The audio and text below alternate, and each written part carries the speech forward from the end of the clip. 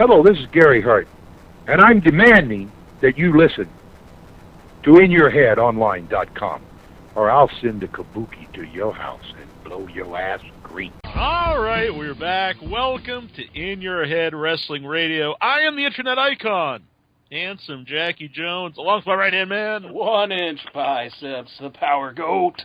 Ah! How about that? That was very powerful bot tonight. And I hear him up in the background. Perhaps he's wondering why he decided to do this interview. I don't know. But we actually have a world-class championship wrestling producer and current film documentary maker Mickey Grant with us. How are you doing today? Great, Jack. How are you? I'm doing pretty well. OIB? Oh, I'm doing great. Even better that we got Mickey on the line here. Yes. Thank you. Yeah, we got a lot to talk about here. You've got a lot of projects. You got current projects. You got projects, from a few years ago. And I would like to ask about A Gentleman's Choice, the Chris Adams documentary. And I've always heard great things about it. I know a lot of our fans who've called into the show have really liked it. And of all the people in World Class, because there's a lot of different characters, what was it about Chris Adams that made you decide that was the guy you wanted to make a documentary about? Well, Chris and I have been great friends for a long time, and I was really shaken when he died. I was working on a documentary in North Korea when I got word, and I really had no desire to make a film, but there was some footage I'd shot. We were trying to get a show off the ground back around 1996, and I had Chris at a playground with his daughter Julia. And I just out of nowhere, I started asking him questions about what he hoped his life would be like now that he was out of prison from headbutting the American Airlines co-pilot. And we ended up talking. He talked about how the nights every day was the same. You wrestle, then go to bed late after your party, then you get up, work out, then you get on the plane and fly to the next city, and it happens over and over and over. And so I had him talking like that, and he was really, really pouring his heart out about life's ups and downs and how much he loved his daughter. And I kept thinking about that footage. I had shot it on just DV tape, and one day about a year and a half after he died, I got the tape out and I looked at it 2 or 3 times, and I called Gary Hart up. Gary is was one of my very, very, very best friends. I still don't really believe he's dead. And called him up, and we started talking, and he knew the man that had shot Chris, and he said, well, I'd like to meet him. I don't know if he'd want to, if I made a documentary, I don't know if he'd want to be in it. And his name was Boo Ray Pornell, and his nickname Boo Ray, and I met him at a show he was promoting. He was a small-time promoter, and very nice guy. In a million years, never believed he could have been through what he had been through. And we discussed it because I knew for sure if he would go along with being in the film, then I may have a film. And so I started out shooting pretty much the same questions. I'd work with him for an entire day at a time. I did it, I think, 5 weekends. And I do point of view documentaries, so it's okay if I become friends with people, get close to them. And and my big goal in telling the story, in no way I want to lambast gentleman Chris Adams. The title came from someone we were shooting. I just picked a graveyard. It wasn't Chris's shooting. And he said, well, Chris had the choice. He had the choice to be a gentleman, or he had the choice to be the other.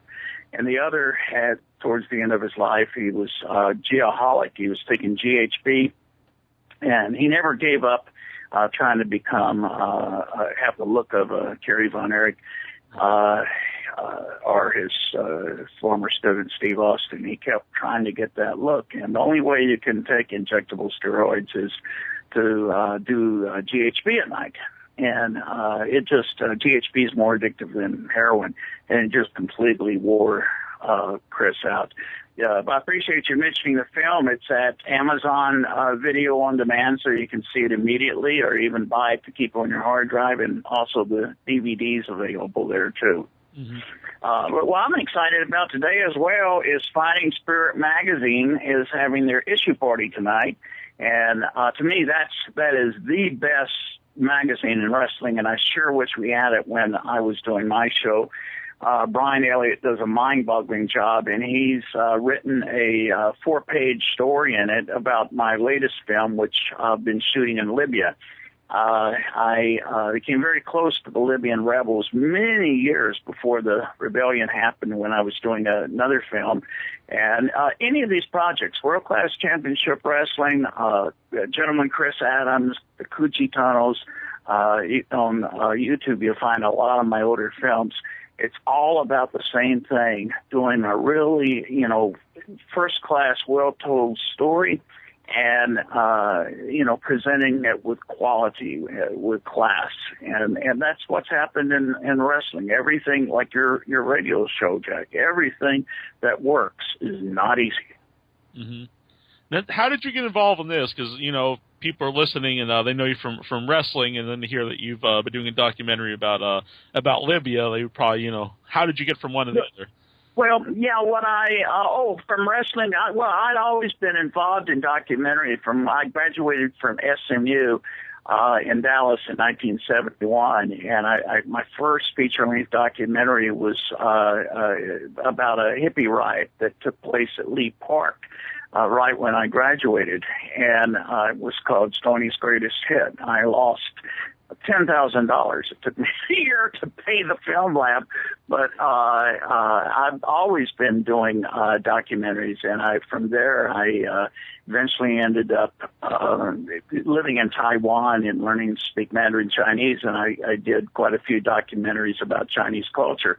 How did I then get involved in wrestling? Well, I always loved wrestling. I grew up as a kid watching Ed McLemore, who had studio wrestling on Channel 4 in Dallas back in the 60s and late 50s, and then Bill Mercer came after him. But I would wrestle with my father, and these were some of the old great wrestlers like Cyclops and Gorgeous George and Buki Kamuka, never can say his name right, Lou Fez. And I grew up watching them, and I always loved wrestling. And when I was in high school, I went to a place called Elkins Radio School. I got my first class radio telephone operator license, which used to be important. It's not doesn't do anything anymore. And then the next summer, I did the entire summer learning how to be a disc jockey, how to turn records and occasionally talk. And they brought Bill Mercer in to teach sports. That's when I first met Bill, which would have been in 1966. And after I came back from Taiwan, which was in 75, I went to work for the top radio station in Dallas, and I had a girlfriend whose mom wanted me to have a full-time job, and that seemed to be as good as any. And they hired Bill to come in, and I've never known anyone in my life who worked harder than Bill Mercer. Bill covered UNT. He averaged most of my entire life, I'd say, and he's still working. He's teaching at a university in North Carolina, I understand now. He averaged 16-hour days, which I ended up doing the same thing. But Bill and I came up with an idea for a screenplay, and it was about 77 or 78, and it was about the behind the scenes in wrestling. And ultimately it was going to be a film somewhat similar to The Wrestler with Mickey Rourke. And so Bill invited me to come along, and I interviewed Bronco Lubitsch and everybody. That's where I met Gary Hart at the Northside Coliseum, and made lots of notes. And then finally Rocky came out, and it was so similar to the story Bill and I were creating. We just sat there in the theater the first day Rocky opened, just stunned. And that was it. Well, while I was doing this, I had discovered what the ratings were. This was a show that aired for many, many years, Saturday Night Wrestling on Channel 11 in Dallas, which is now the CBS affiliate, but back then it was independent. It started at 10:30 at night, opposite Saturday Night Live, and it frequently beat Saturday Night Live. Saturday Night Live would get a 14 or 15 rating, and there's really no other competition. And the wrestling show owned Dallas and Fort Worth, and it's what drove Fritz Von Erich's promotion in Dallas at the Sportatorium. He didn't have TV at that time. And so Bill and I started talking about the idea of buying our own remote truck and starting our own broadcast. And we set up a meeting with Fritz. I always will call him Fritz. That's how I know him. Yeah. And from growing up watching him. And we had the meeting. We didn't seem to go anywhere. And later I learned Fritz was waiting for us to come back again. And we kind of gave up, and I went off and did a Western movie, and then eventually I came back to Dallas, and I worked for a TV station. And the deal was, if I could run it as a separate company, that's what I wanted to do. If I could run it as a separate company, I would take the job of running the production department. And they wanted to do they wanted to get some show that would get at least a 5 rating to go into their movies in the evening. And I waited. They had a meeting of the management, which I was one of them, and I came back in 10 minutes later and said, I've got it. And I was given permission to make the pilot. And the bottom line was doing wrestling the way it always should have been done. First class with a multiple camera. The show that had been on Channel 11, and it's a whole lot more than just multiple camera, but they had one wide shot camera with no cameraman, and they had a close-up camera, and that was it. And they erased every week and on the same 2-inch tape, and then put the new show on. And there had been really no idea that it could go national. And so I did the pilot, and then we started work. And we've been doing Southwest Conference football and basketball, and we did, often 2 major events a week. And so the production staff was, in my opinion, the best in Dallas-Fort Worth. It turned out the likes of Keith Mitchell, Dan Bynum, and my right arm man, Earl Goodrick. The name World Class Championship Wrestling actually was first uttered by Earl in a brainstorming session I'd had in my office. And my main word I wanted to get in it was class. And I don't think anyone had ever, back in the early 50s, they did very classy 16-millimeter productions of wrestling, and you saw everyone sitting ringside in suits. This is the gorgeous George's time. Yeah. And but for the most part, everything was done very cheaply. It's the same concept as Brian Elliott in his Fighting Spirit magazine. If you do it first class, and to me, the wrestling audience, that's what they deserve. They deserve to see this stuff really well told. Yeah. And so that's kind of how it all came about. And if it wasn't for people like Kevin Von Erich and his brothers and Gary Hart, I'm just a small portion of the whole thing. It would not have happened. It was the time was right. We were at the right place at the right time. Would you say that really changed how TV wrestling was presented? Not just... Well, it had to. It had to. If it wasn't us doing it, I just wish I had ownership in it back then. After I did the pilot, I should have quit my job and gone back to doing what Bill and I first started out doing, which was trying to build a production company. I was completing my master's in film criticism at the same time, and I did my minor in management. So, you know, it was just everything possible came together to make the show work. I had a course I had to take, final course in my master's, where I had to study statistics, and so I did a 300 person survey. You know, even though we were on the air doing good and having great numbers, the ad agencies, no one was spending money. All we had was the Kitchen Magician and Hot Rod Shops. And I knew deep in my heart that the audience we had was the same audience that the ad agencies were looking for, which is 33-year-old female legal secretaries. And it's the only show where they got to see guys that were nearly naked. And so I did the survey, and, you know, how much does your house cost? What kind of car do you want? And it was about 5 pages each person. And I did it at Reunion Arena. We had, well over, I think, 15,000 people. It's our first Reunion Arena match. And Reunion Arena reflected the TV audience more than the Sportatorium reflects the TV audience. And when I did that, it came out that, you know, it was that audience. And so my boss decided to hire a professional company to do it in case I might be right. And it turned out I was. And from that moment on, we got Pizza Hut, you know, all that kind of stuff. But if it hadn't been for the wrestlers, the quality of wrestlers that we had, the Freebirds, you know, and like I say, especially the Von Erichs, everything has to be right. Mm-hmm. And it was hard to ever get that magic again. And that's what did it. It was a combination of the people working on the show. I mean, Dan Bynum loved to make music pieces with the wrestlers, especially the Freebirds. And I mean, you could have pulled him out of the editing room. Same with Keith Mitchell. People were so in love with this show that.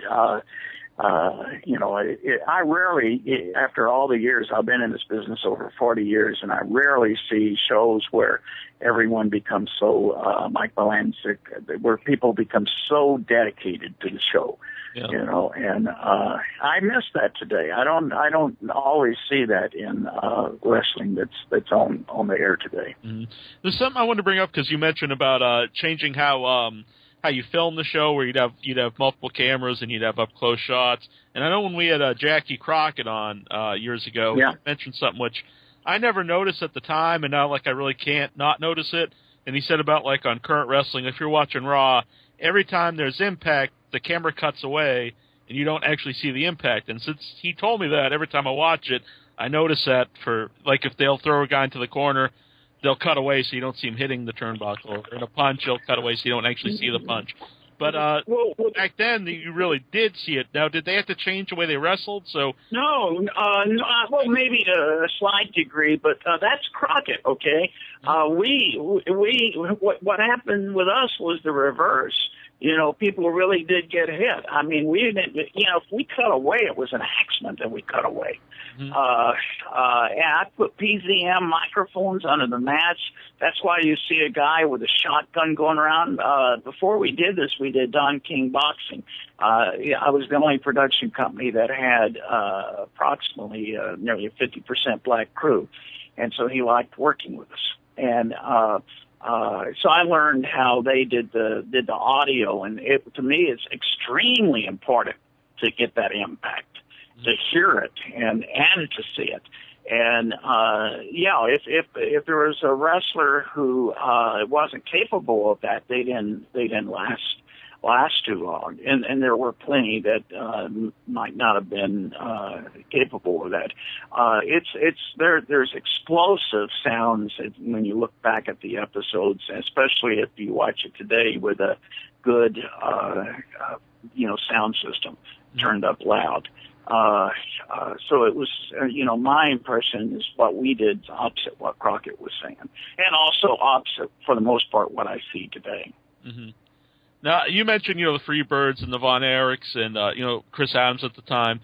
And all those guys were very young Do you think that was a big part of world class? Oh, that was a major factor.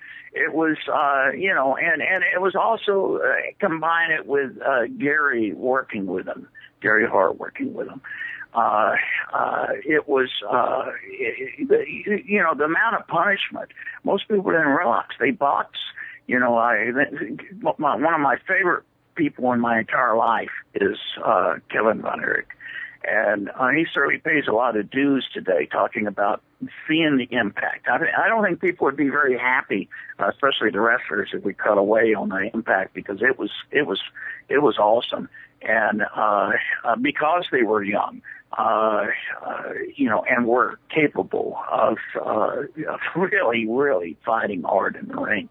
It was a powerful experience. I remember one time a reporter from the Dallas Morning News came. Fritz was a little upset that I had him in, and he sat ringside with Fritz was just seeing him, go. This was a TV reporter that covered television for Dallas and Fort Worth, and they'd always kind of done a hatchet job on wrestling. And this guy came in, and I believe, if I remember right, Fritz himself was wrestling that night, and they brought the intensity of the audience response up to, it was nearly a complete riot, and they did that about 5 times.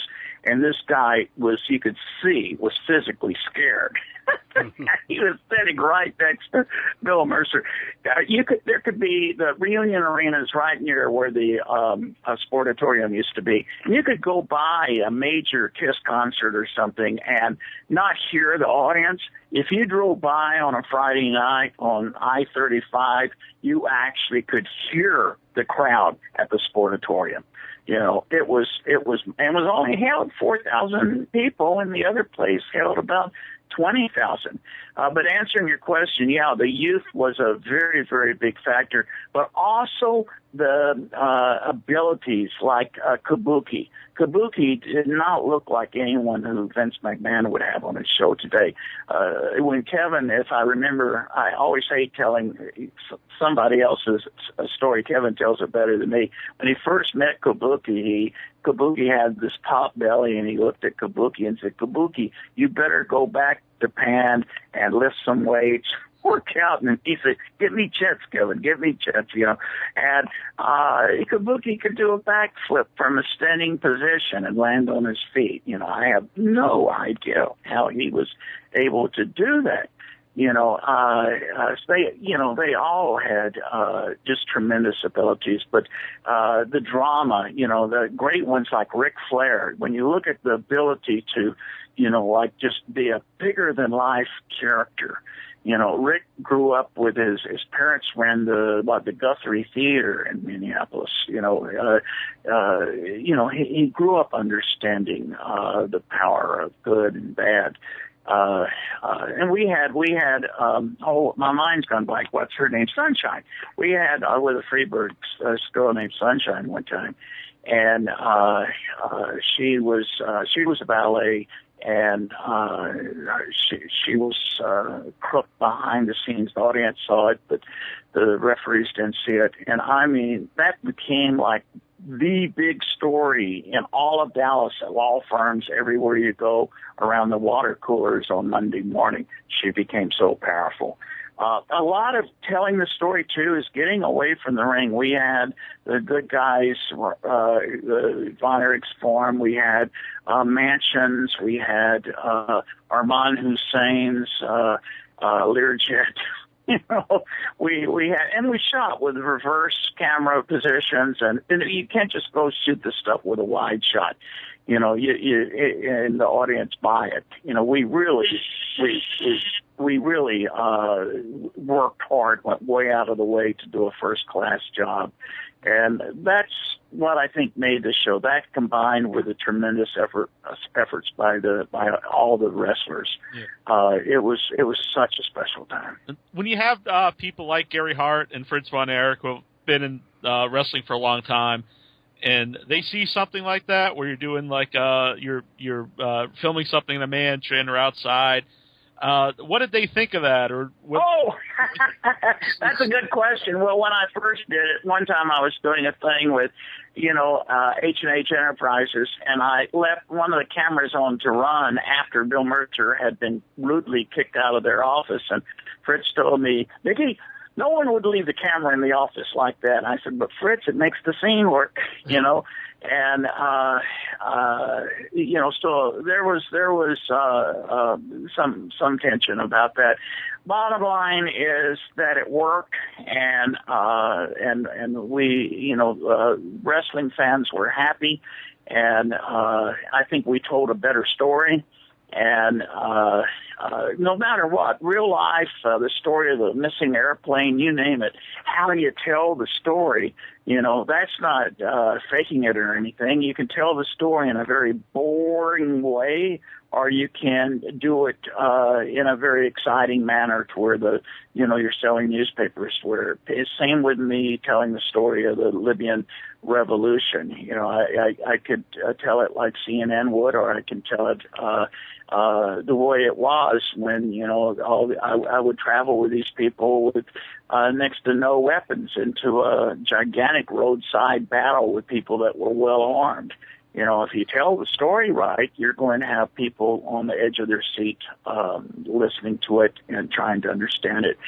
It's true in wrestling, it's true in dramatic films, and it's true in news stories even. And so that's all we would try to do, and we always tried to do it with a lot of class. We didn't have profanity. We didn't need it. We didn't need any kind of profanity. I always feel good that my mother's deceased now, but that, anything I make, my daughter is 14, they could watch it and have impact from it. And, and we, with Chris Adams, one of my biggest concerns was his daughter eventually seeing the film. And there were lots of things I kept out of the film that they did not need to be said. Out of that project, for instance, my biggest hope was for people to see that someone as powerful and great as Chris, it opens up with a hair match at Cotton Bowl in Dallas with over 30,000 people, and goes down to the end of his life, and he's at these small promotions, and for people to see how quick the impact from alcohol and drugs is, and how it could just really sledgehammer you.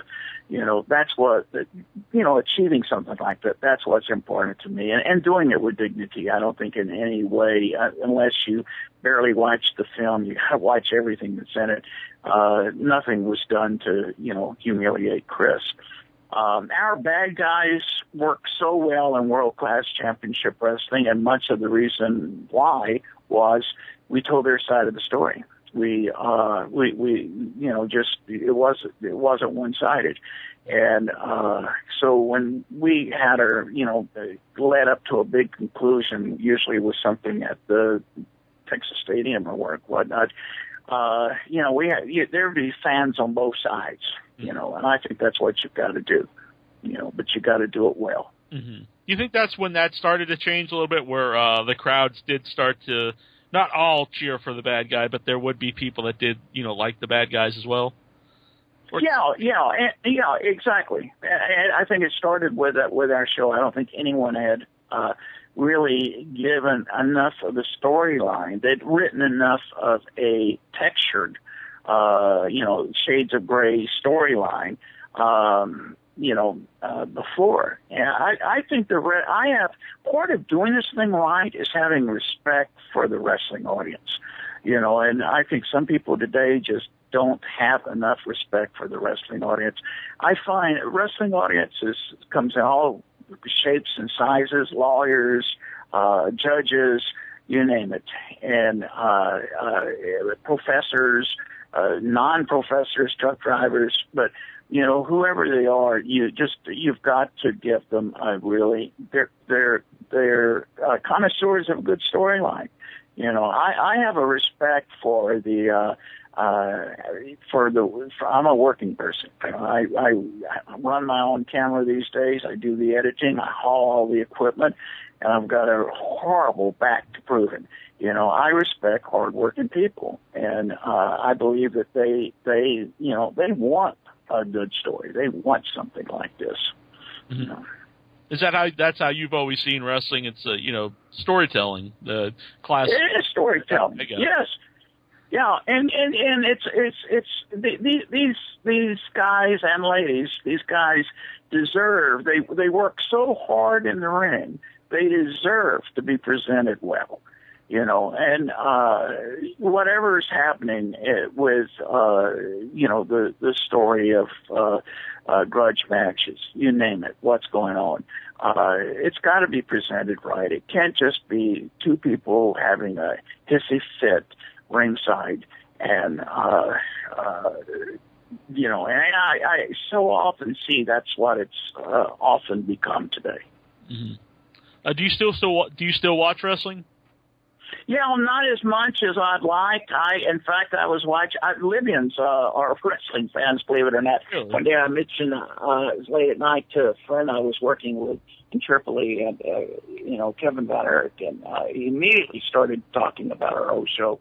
I don't enjoy what I see near as much these days. Mm-hmm. I see really good wrestling often. There's some great wrestlers out there. Yeah. And I enjoy that. You know, what wrestlers do, professional wrestlers do in the ring is absolutely mind-boggling for anyone to ever put down in professional wrestling. They just not watched it before. Mm-hmm.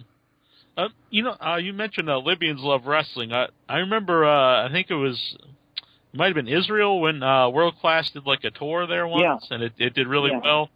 No, that was always, was that shown over there? Like, what was like? Yeah, I think Kevin told me, I wasn't on that, but there was an incident with Chris there, and he bashed in the guy at their hotel wouldn't let him keep making calls. He was on the phone every single second, and they had to sneak him out of the country.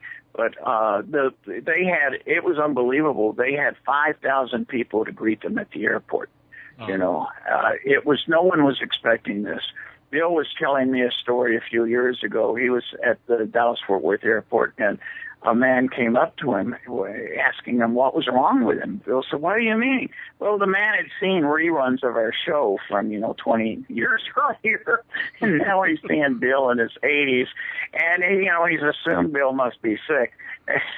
It took a minute for Bill to, figure it out. Bill's got so many stories. And I mentioned all the factors. Bill Mercer is a mind-boggling factor. Bill was the voice of the Dallas Cowboys for over 10 years. He was with the Rangers. He was the voice of the Rangers. His biggest interest in life is without question probably baseball. And he taught sports announcing at University of North Texas for 50 years. I mean, this is an unbelievable man. I cannot imagine the show without in terms of its success, without Bill Mercer, because he did the same thing that I'm talking about. He gave the wrestlers respect. He had his heart totally into what we were doing. And I don't know how Bill did it. The amount of hours he worked. The only thing Bill was really mad at me about was when we first started it, I wanted him to wear a tuxedo. I had him and Jay Salty. I had one of the Cowboys doing color for a while, and I had them wearing tuxedos. And again, I go back to that word class. I just felt it was, really crucial. I think it was crucial. I think it broadened the base of the wrestling audience too. Vince went that direction as well. I think that was a really important factor at making it work. It's just like looking at Fighting Spirit magazine. Everything Brian Elliott does is, you look at that magazine and I've not seen any other wrestling magazine like it. It's just, first class. It's top quality, well-written stories, incredible photography. And, that's what the wrestling fans deserve. The film, Gentleman's Choice, that took me 4 years to make, 2 trips to the UK, interviewing Chris's brother. Both Chris and his brother were judo champions, and his brother eventually got 2 silver medals in the Olympics. And, I really wanted to know what the roots of a lot of this, what happened were. And, they were nothing but good things. Chris's parents were, they're the nicest people you could ever meet. And his brother. And, again, it's just at the end of his life, it was really hard for Chris. Steve Austin was having all that enormous success. And Chris wasn't, and things weren't going good for him. And the thing that really started the ball rolling downhill was they had a big flight delay in Puerto Rico, I believe it was, and they let free alcohol. It's the last thing you want to do with a plane load of wrestlers. And, most everyone was working that night, so they didn't drink too much. But Chris wasn't working that night when the plane got back. And, so he kept drinking, and that's what led to him. He got off lightly. They didn't divert the plane. He headbutted the co-pilot and knocked the man out, broke his nose. Most of us, if we did that, we'd do quite a few years in prison. Yeah. And I think if Chris had, he might have gotten, his act back together. He had only one, no matter how bad things got for Chris, he had really only one main thing in his life, and that was his kids and his daughter, especially because she was little, his daughter Julia. But GHB, along with a lot of other drugs, but especially GHB, it has really ravaged a lot of wrestlers because it's the only way, if you're doing injectables, it's the only way you can sleep at night. And it doesn't show up in it didn't at that time. It didn't show up. I'm not sure if it does now. It didn't show up in the urine test or blood test. It's out of your system in like about 5 hours, and it's cheap, really cheap. It just got him, And this is one of the greatest persons you could ever meet.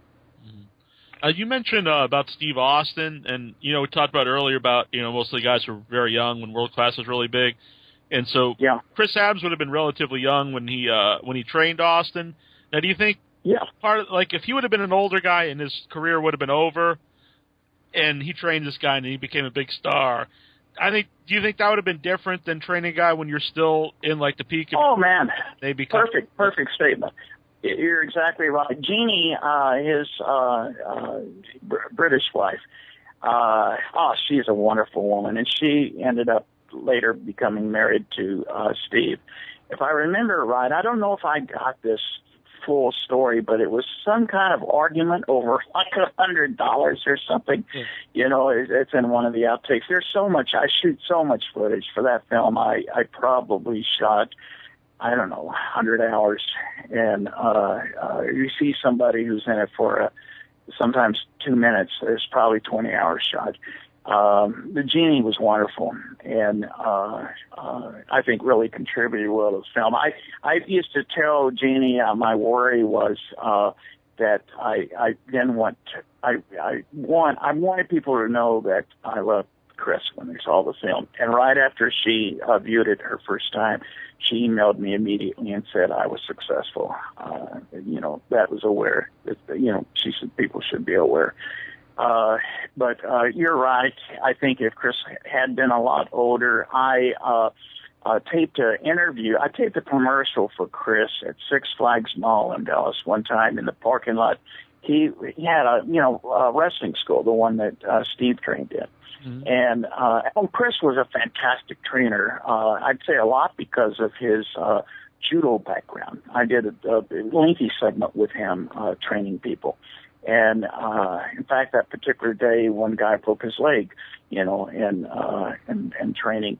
And it's repetition. I forgot the word in Japanese, but Chris knew all that stuff. And we shot the commercial, and the only way he could mention Steve Austin is he wore a Steve Austin T-shirt, you know, and you know, has to do with the rights and stuff like that. And you know, now, and we made a really nice commercial. It was at the very beginning of desktop video editing. I think I had Premiere 1.0, and still managed to make a 30-second commercial with him. You know, and I think a lot of, you know, today it's so much more economical to, I think some other people, I loved it when there were promotions all over the country. And now there's high definition switchers. You can get a really good setup for under $40,000 with cameras and switcher. You know, so you know there's some good promotions going on around. I think there's one in Boston. There's one in L.A. I've got someone. I have a Facebook page. My Facebook is Mickey Film, MICKEYFILM, and sometimes it attracts Libyans and it attracts wrestling people. That's an odd combination. And you know, you know, I think it's happening. I think that there's more and more shows gaining success and traction around the country, which is good. I think the more well done shows by intelligent promoters, the better chance it is of bringing in lots of new talent into the you know, professional wrestling business. Mm-hmm. And I want to mention, too, you brought up Fighting Spirit Magazine. The article about you, it comes out, I believe, tomorrow. Yeah, it's actually tonight is at midnight. They have Brian Elliott has a online party. You can't get drunk at an online party. Well, you guess you can, but you'll just be by yourself. It's not quite. Yeah. He's helping me. He's been on my Facebook page for well over 2 years. We hadn't really talked, and I've been having a struggle finishing this movie because, you know, the war's over, and they're not having a lot of success. And, well, that's my kind of story. That's what I jump in. And this was my 4th trip to Libya, and I injured my knee when I was there. I know a little bit how Kevin Von Erich feels. He used to fly up the top ropes and land on his knees all the time. Well, I just landed on my knee one time, and it's still, that was in February, and it's still the size of a football. And so it's I've been not going my fastest. I've been in and out of the hospital, and so Brian wanted to help, so he did a 4-page article in Fighting Spirit Magazine, and a really well-written article. I really appreciate it, and he emphasizes my PayPal being MickeyFilm@live.com, and you know, he believed in my documentary, and that between yourself, Jack, and Brian, we may end up with enough donations to finish it. I'm trying to be finished by everything revolves around a market, and including wrestling. There's the napkin market for that, but for me is Cannes, and May 22nd. I've got to get DVDs out to film festival directors. It used to be that required a 16 millimeter, 35 millimeter, and I'd be, you know, competing against maybe 200 people. Now it's in excess of about 40,000 DVDs end up paying their way. You know, they charge now at all the film festivals. So, you know, you're going to like a festival here in Dallas. They're going to have 40,000 DVDs. So one of the best ways of getting their attention is to get it early, and to get it nearly all of them have the budget to, you know, go to Cannes and hand it out. And so that's what my deadline is, which is not easy. And my whole life, that's what I've been on, is deadlines, and it's the same whether it be doing a good wrestling show. Oh, the weekend David Von Erich died, and my hat goes off to Keith Mitchell and Dan Bynum and Mike Balancic that weekend. It was around the clock at the we did I think it was a most beautiful portrait. We were all so shocked when David died, but it's always deadlines, and they're all important. And so you'd ask me how I moved from wrestling to documentary. Well, to me, it's all very much it's storytelling.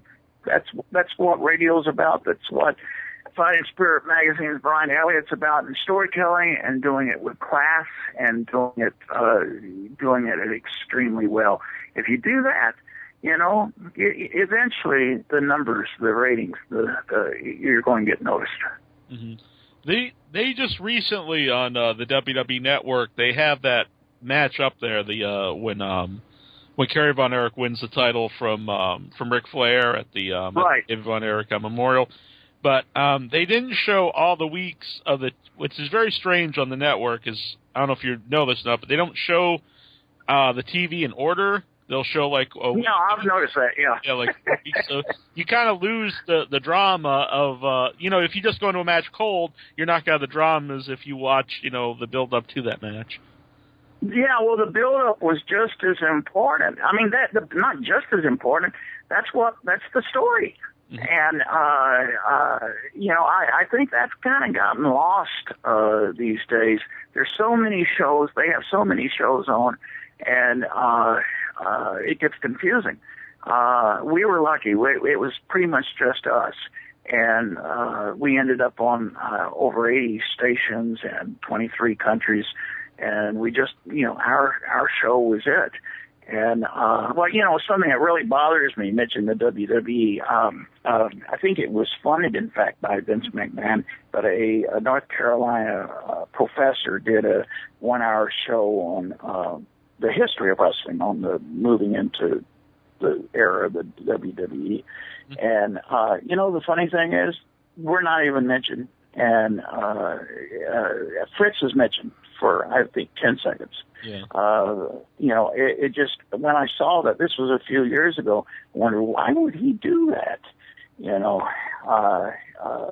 There's so many things that if they would really study, how we work on the storyline with our show, because he's got great wrestlers that work on the storyline, and it's there. It's just, it's a lot of work to, have the continuity and to present it right, and where you're moving the fans forward, and they're glued to every single thing that's happening. I tried an idea one time. I still think it's a good idea, where we would announce that on some oddball time, not on the show, but we would buy a 2-minute time. And it's one of the wrestlers in a grudge, for instance, is going to announce something. And we did it a few times, and on shows that really didn't have much numbers, like mini numbers, like at 5 o'clock, and the numbers just shot up like crazy for that first, it goes by quarter hour for that first 15 minutes. There are so many things, I believe, that have not been explored yet by anyone, including the WWE, that I think wrestling can move to even new heights. It's really funny that I left Channel 39, Continental Productions is what I call the production company. I left it to do a feature-length documentary in China called China Run that eventually aired on HBO and was in 50 cities. It's about a guy like Forrest Gump, and he runs the back roads of China for 2,000 miles. When I got back to Dallas, my boss had been fired. It was over something he was trying to do. And the new guy that took over, this is in, I guess, 1986, had the audacity to tell me that wrestling was a fad. It's over. Mm-hmm. It's amazing. I think it will reach new heights. I think there's a lot more that can be done with smart apps on your phones, everything. I think there's so much more that will, propel wrestling into this century further. It's I think it's barely been touched. That's my opinion. Mm-hmm. Intro, do you have a question? Yeah, I got a question from the message board. Easy E, he wants to know, what was it like working in the Sportatorium? Was it really as broke down as people remember it? Well, here's a funny thing. And Kevin, don't get mad at me for saying this part of the story, but when I was going to bring our truck over, we eventually really got our truck modified. This was in the very early days, and we had these big old handheld cameras that it's a miracle Oz Coleman was able to do what he did with them. They were, like 40 pounds, and RCA cameras. And before we hooked our truck up, I was always very nervous about everything, and I asked a friend of mine. Fritz was very domineering. I never wanted to make him mad, but I asked a friend of mine who's an electrician to come over and take a look at it because my eyeballing it was pretty scary. And I was just concerned about when we pulled 200 amps for their truck, and I certainly didn't want to fire. And so he walked around, my friend walked around and looked at it, and there were wires that were bare. They hadn't had an inspection forever, probably for whatever reason. And so I asked my friend what he would charge just to bring it up for we want to at least have a fire. And it was like $300. And I went to Fritz, and I think he was very upset with me that I had done this. But Fritz, one reason he was successful is he was very tight with his money, and he let my friend do it, and I was real concerned about it.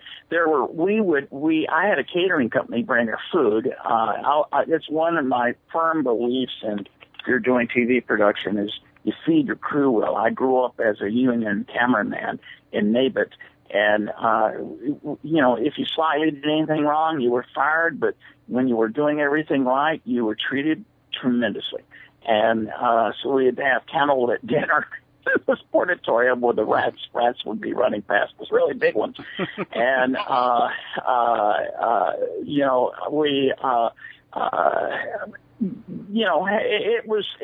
it was not the place you would think would in minutes be packed with 4,000 people.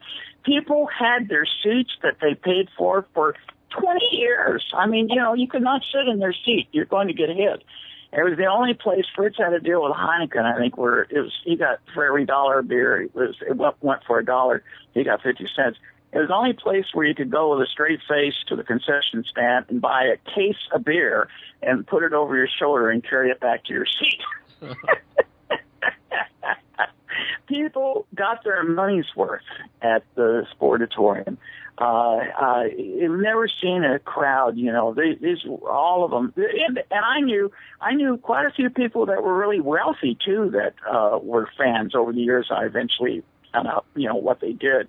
And they'd usually be accompanying their kids, and sometimes I know one man who's a billionaire, and he went just about, I don't think he was a billionaire at that time, he was rich, took his kid every Friday night there, and that young man is still a major wrestling fan.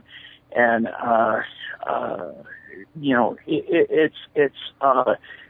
there's something very magical about the Sportatorium, and I think they made a mistake tearing it down. If you went up to any of the cab drivers in Dallas back in the 80s and 90s and said, when you pick up Japanese tourists, where do they want to go? They want to go to the JR's ranch, and they want to go to the Sportatorium. And the average Dallas person would, in a million years, not know that. Because in Japan, our show was number one on Channel 12 Tokyo, covering all of Japan on Saturday nights. And, sumo wrestling was nothing compared to professional wrestling in Japan. Mm-hmm. And, Fritz had a trade out with, I think it was Nippon TV. I might be wrong about that. And you know, when we first did the Channel 12 sale, I was a little worried if we were going to affect it, because that's why you would frequently see the Von Erichs were wrestling in Japan. They have a place, I don't know if it's still there, called the Egg Dome, and Gary Hart had so many stories of that.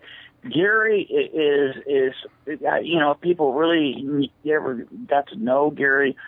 Brilliant man, and his sons too. And his hobby was reading biographies.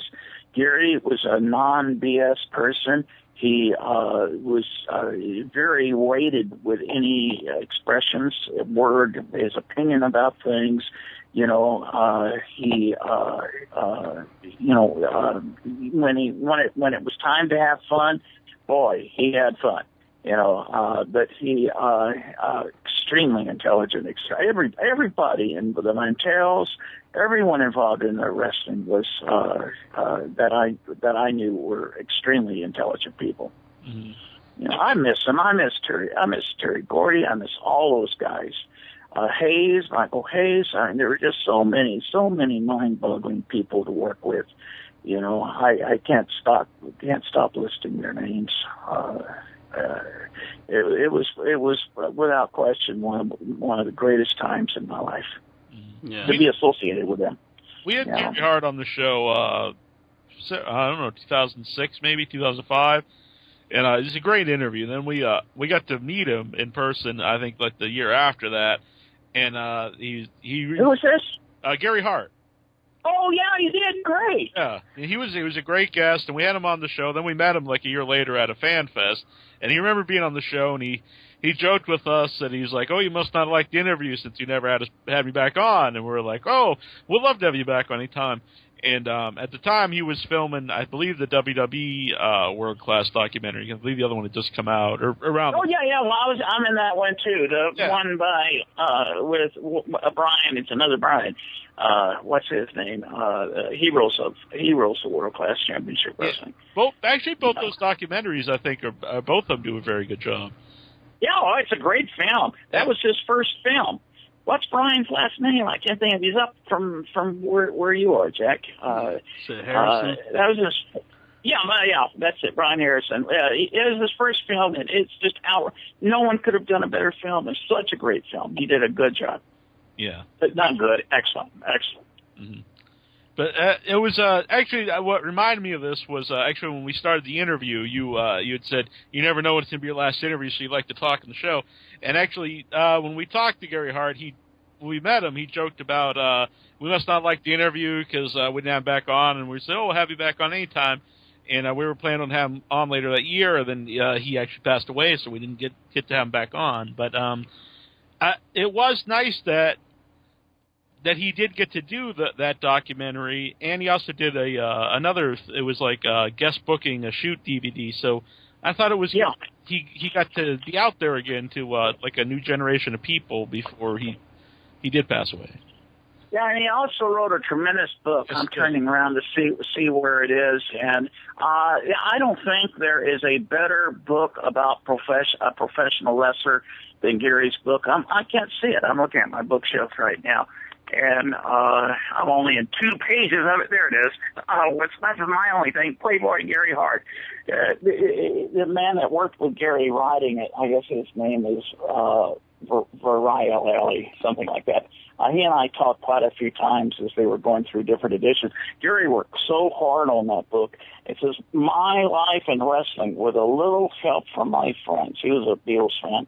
But it's if you haven't read it, I know for a while his sons were selling it on the internet, but it's really worth reading. And Gary actually, people try to think different things about wrestling. Well, Gary was I think 12 or 13, and some kids, older kid, maybe 17, stole his bicycle, and Gary got a baseball bat and waited for the guy and broke both of his legs.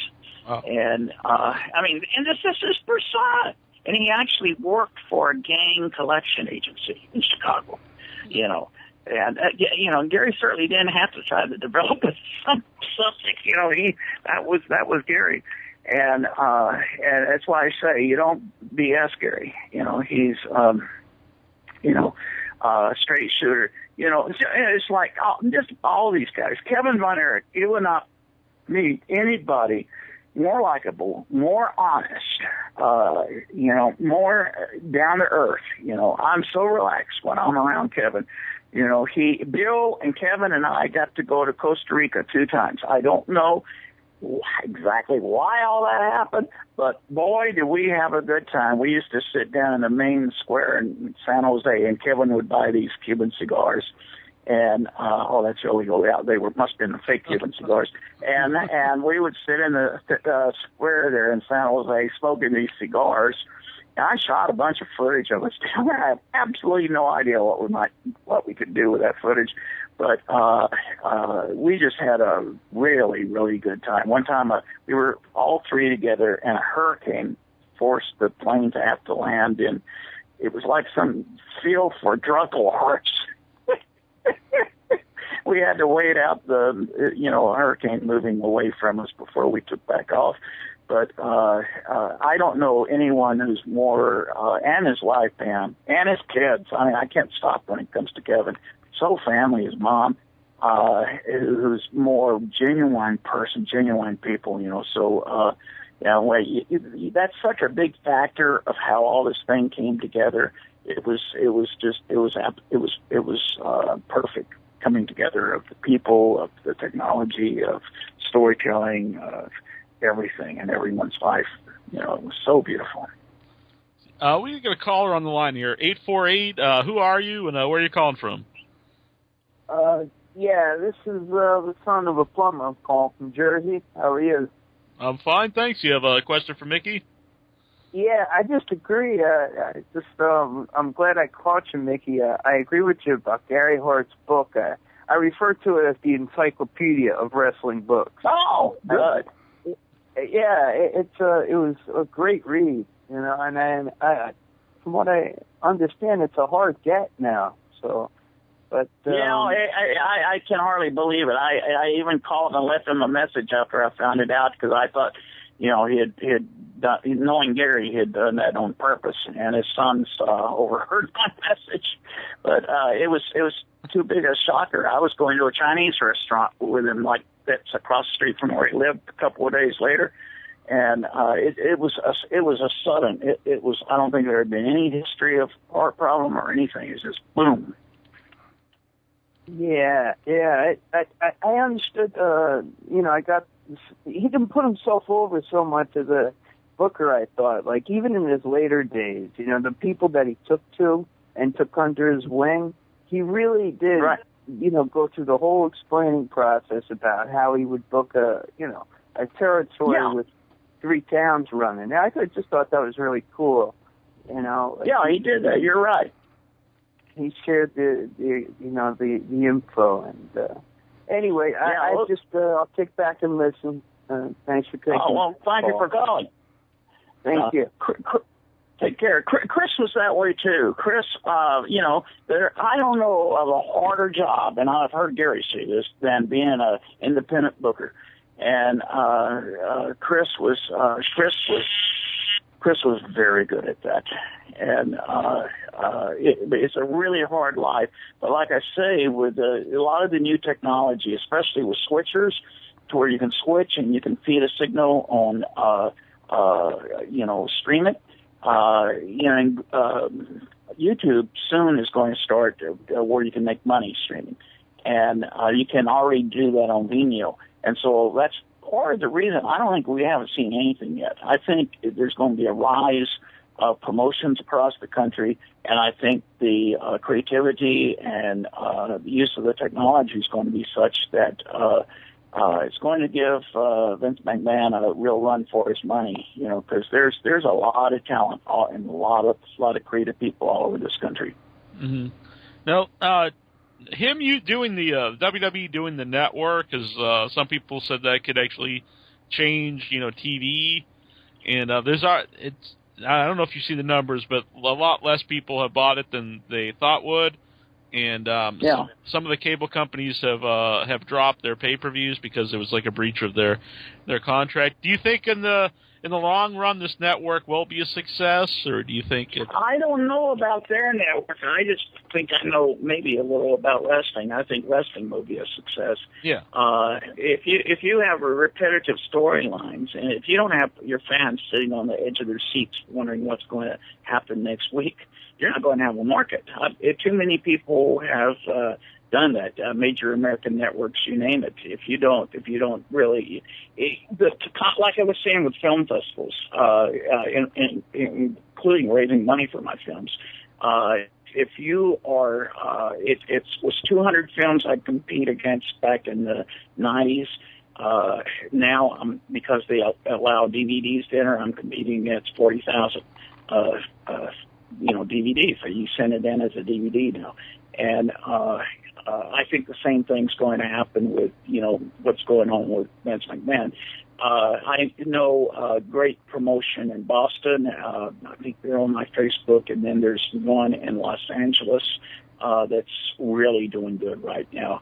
And, it used to be for a high-definition switcher. That's where you can switch between cameras and everything. You feed the switcher, and it goes out either to a master tape or it goes out to satellite. Well, the fact that all of the above with HD cameras cost, $2 million. Now, you can get the whole thing for under $30,000 in output of broadcast. Nearly all broadcast signals are MPEG-2, and Fox is 720, believe it or not. The others are MPEG-2 1080. And so, with people like Netflix and with eventually YouTube letting you have a channel and broadcast, I think somebody with relatively little money can jump in there today and do very well. To me, the big question is it's got to help. It's got to help wrestling, and when I say help wrestling, it's got to, people training people from young kids wanting to be a wrestler when they grow up, and starting training in mixed martial arts. You got, if you don't have the potential wrestlers out there, you're in trouble. But I think they're there. I think they're already there. And like Kevin's son, Kevin just did a great piece on NPR, and most of it was about the fact with everything that happened in his family, he's helping train his son. And, his son's going to be great, is great already. So if you've got the talent and you've got the broadcast and a methodology to get it to the audience, it's going to work. I remember telling someone I used to know a lady that I did a TV show with in Monaco, and she wasn't very experienced as a producer, but what she was experienced at was this is back 5-6 years ago. She was an expert at the numbers, running the numbers, doing an analogy of how many people are going to be watching TV shows and movies on the phone. And I'd tell people this is what she specializes in, and she actually consults with Spielberg. And they thought I was crazy when I talked about this. And now you see it all the time on, every type of device possible. I think Brian Elliott, he's got his Fighting Spirit magazine and a farm where you can download it to, any of your devices. I think that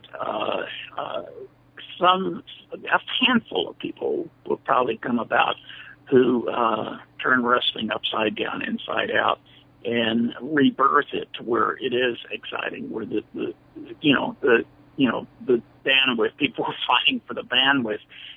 It's always historically been a tremendous medium for TV broadcasting.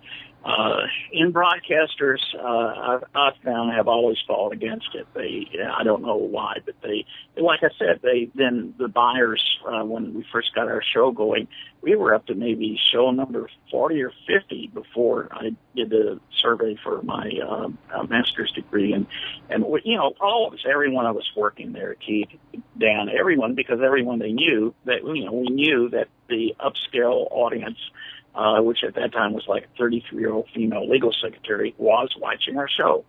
We had to prove it to him. And, for some reason, broadcasters just, they seem to frequently have a prejudice against wrestling.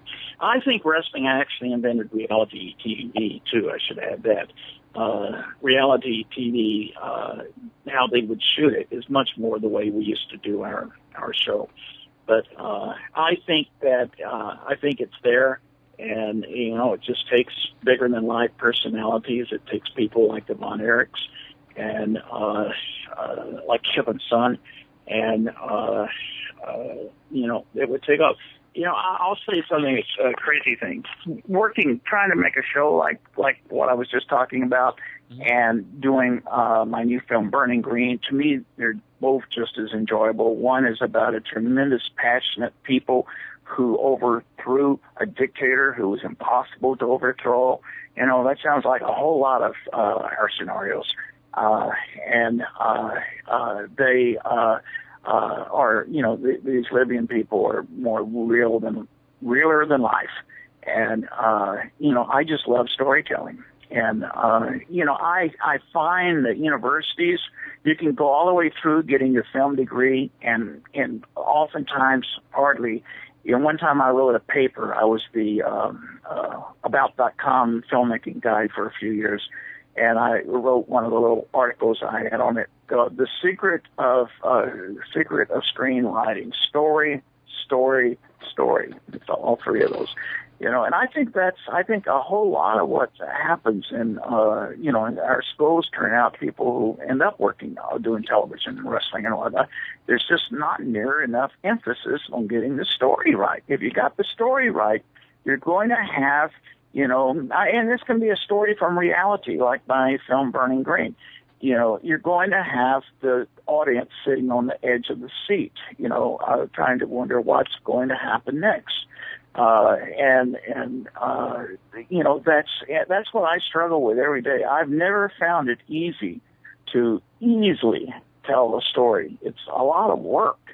And I think a lot of people like Vince McMahon, they just get kind of in a rut. They've done it so many times. They get kind of in a rut. And, next thing you know, networks are turning them off, turning them down, but that has nothing to do with wrestling. That just has to do with bad storytelling. H-Man, you have another question from the board? Yeah, I had a question from Changeman. He wants to know, which wrestler's death affected you the most? Oh man. Well, it would be, it's without any question would be one of the Von Erichs. I don't know if it was David or Mike or Kerry the most. It was just devastating. I can't put a number to which one had been worse. And Chris was a shocker because I knew all of them, and it was. We're all young at the time. Yeah, me too. I remember, I called, I was in some kind of, back in the 80s, we had all those how to get rich seminars, or how to run a company perfect. And I was at one of those, and I called Fritz up. No, Fritz buzzed me on my pager. Remember the pagers? And I called him immediately, and he told me on the phone. And I walked out of the thing immediately and went back to the station. And we all knew what to do. That we had to collect all of the material we shot on David. Some great stuff with him on horseback.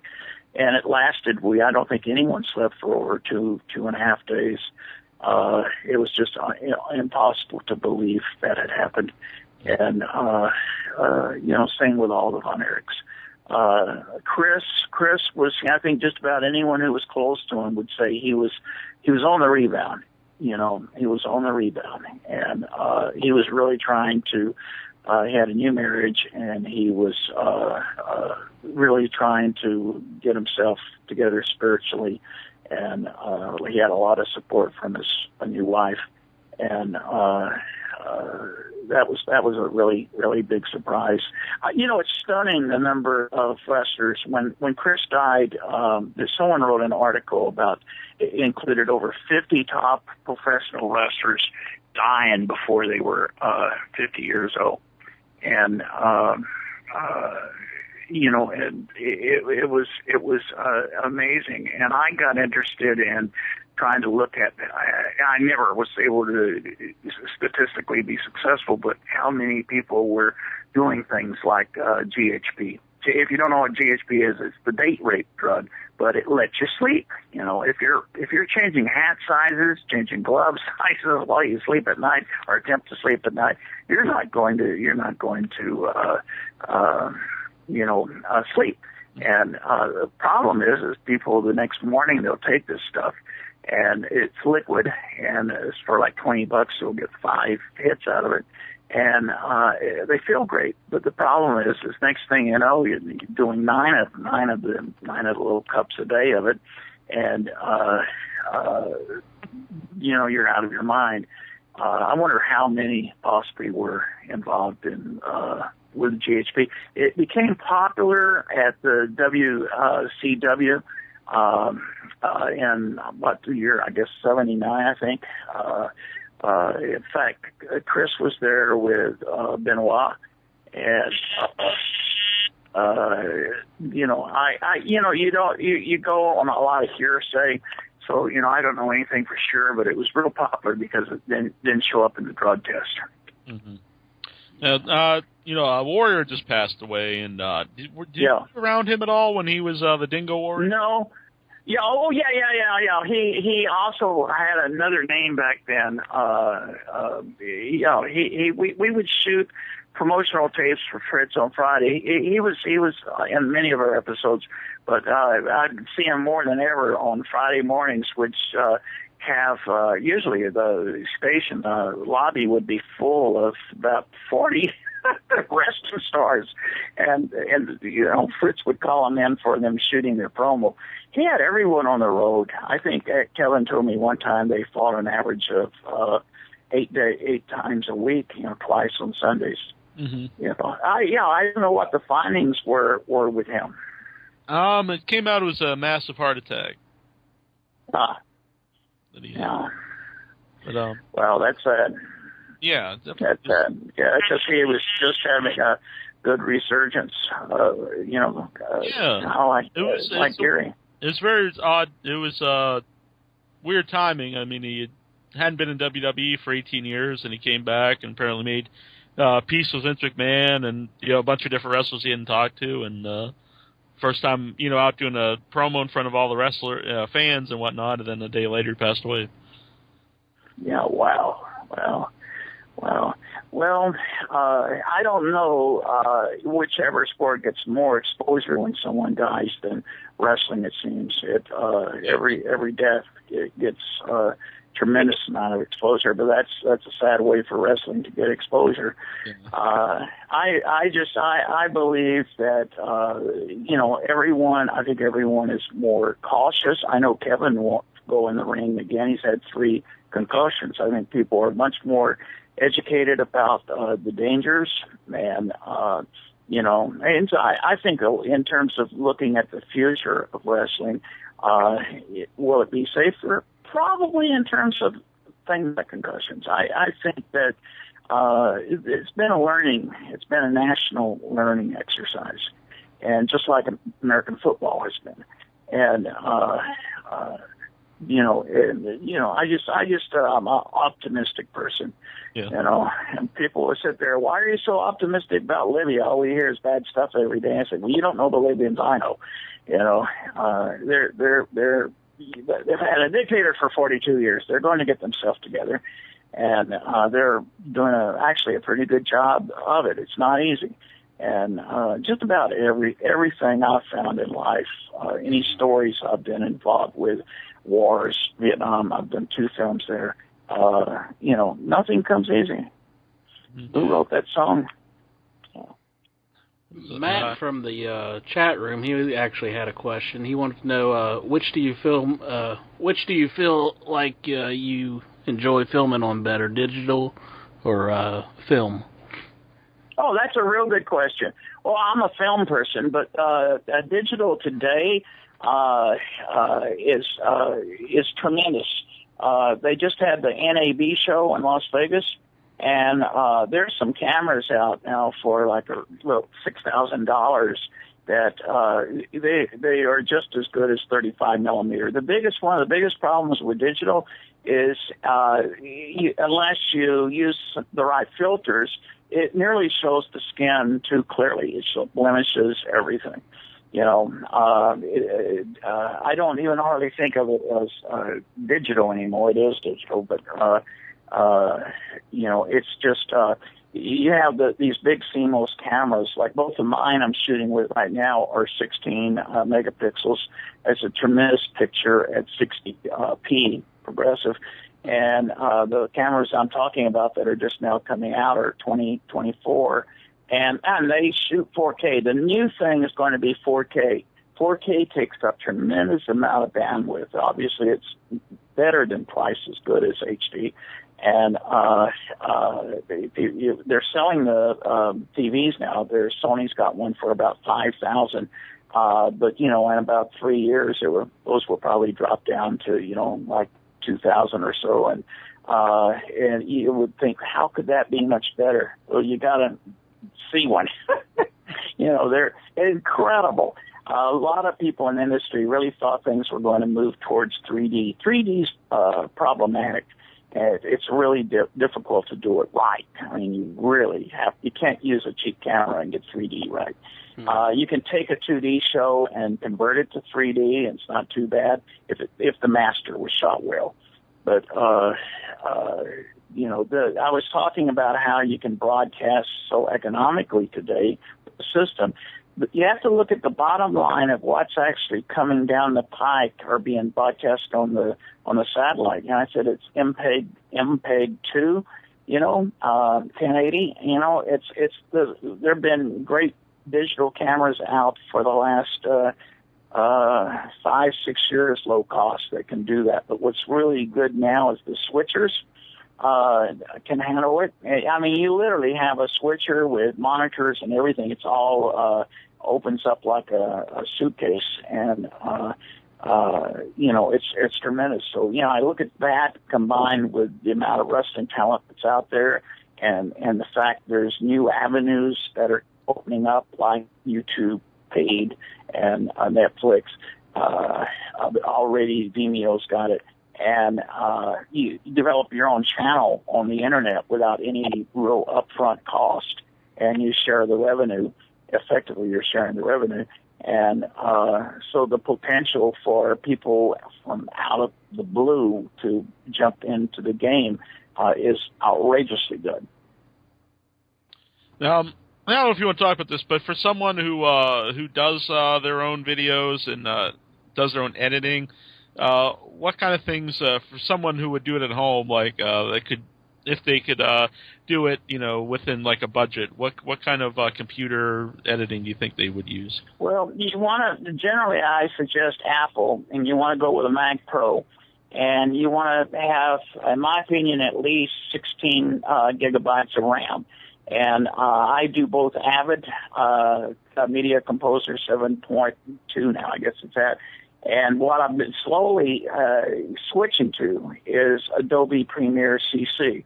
It's just outstanding, and it's very intuitive. If you've never worked any system, and Final Cut's getting better again, but I think they made a big mistake. They're not out of the game, but it's more wedding video people are using it now. Before it had been, you know, it was Final Cut 7. It was, you know, tremendous. But if you're just starting, I'd suggest that you go with Adobe Premiere. It's more intuitive than Avid, and you can pop up After Effects. You don't have to, you know, like load up a QuickTime and then move over to After Effects. You can call it up within Premiere. Adobe Bridge. And, Photoshop as well. Call it up within Premiere. So that's why I said, back when we were talking about the show we were doing, the editing room we were using was about $400,000, and we had an oddball switcher. I'm trying to think of the name of it. And then a lot of shows were actually edited out of the truck when it was parked in the garage. and the Apex BPR2Bs. I actually ended up owning one, which cost $1,500. When those things were new, they were about I forgot, $50,000, something like that. So you look at the how downhill pricing's gone. That's why I'm saying there the potential is just tremendous. But getting the technical stuff right, that's one thing. Getting the story right. Oftentimes what really is missing is technical people and storytelling people they don't get along. It just doesn't happen. And what's been nice is that, like myself, like on Burning Green, I can do everything, so I don't have to have a war with an engineer going on all the time. And that's a very big difference from the way it used to be. And like I say, if people will give respect to giving respect to the wrestlers, that's the number one thing, and then giving respect to the story.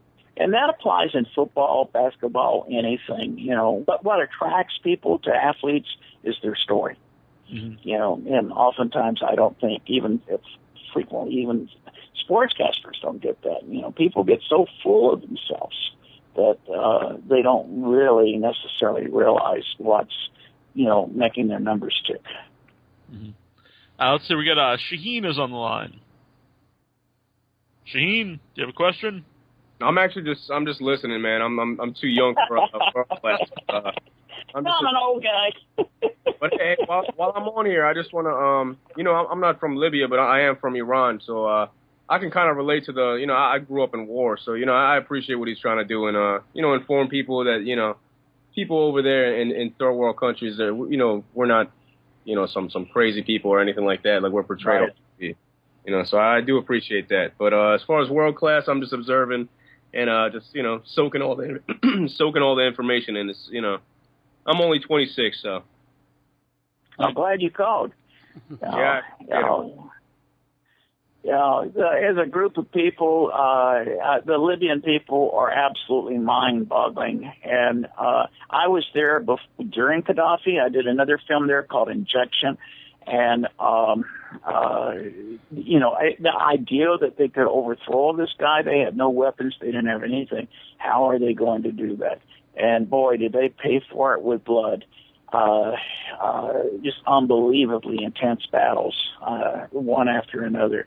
And Gaddafi's people, I think, got very scared of them because they were people who literally walked into just a solid wall of anti-aircraft bullets, hitting them, and just keep moving forward. And I've never seen anything like it in my life. And in my opinion, that story, I hope I'm telling it, in my opinion, just getting to the guts of the story, the heart of what these people did is not known, But that's why Brian Elliott's happened to me tonight. He really amazed me. He's in Fighting Spirit magazine. He's got my PayPal being Mickey Film at live.com. He's got everything listed about how to help contribute to the film. He's been online and on my Facebook page and seeing all the struggles I've been having. That's the one thing with any of these projects. If you decide to do it, you gotta hang in there to the bitter end until you get it done. It's so hard to do. Most people quit before they get there. So my best advice to anyone wanting to do, whether it be World Class Championship Wrestling or anything, is to make sure that this is a story that you want to do. Mm-hmm. Mm-hmm. Now, I want to thank you for coming on, and I also want to ask. Now, if people would like to donate some money for Burning Green to see you get this out there, how would they go about doing that? Oh, I appreciate that. Yeah, it's my PayPal is they just search, for instance, www.burninggreenfilm.com. They can go to PayPal, which is Mickey Film at live.com. It's MICKEY, like a Mickey Mouse, Mickey Film at live, live.com, and put my name, Michael Grant, and you can make a PayPal donation. And also, I've got Burning Green Editing at Indiegogo.com. That's a confusing bunch of stuff. But if you search my name on Google, put in quotations Mickey Grant, and then Burning Green, you'll come to all kinds of material that's there. Very cool. And I'll have the links to the Indiegogo campaign and the website up on our website, so it'll be easier for people to find that. Yeah. There's three Indiegogos. The current one is editing. Indiegogo Burning Green Editing. All right. And that's the one that's active. Very cool. Well, I appreciate it. Oh, we appreciate you coming on, and hope you all the best in getting that finished and seen. Thank you. Well, I'm going to be working on it late tonight. Very cool. And we would actually keep you on here longer, but we have another guest who actually just tried calling in. He's going to come on at 9:30. Hey, my daughter's on the other line, so it's perfect timing. I appreciate it. Thank you a lot, Jack. I enjoyed talking to y'all. Yeah, enjoyed it. It was great. Love to have you back sometime. I look forward to it. I'll see you. All right. Bye. Hello, wrestling fans. This is the Ugandan Giant Kamala. Y'all remember me? Whoa!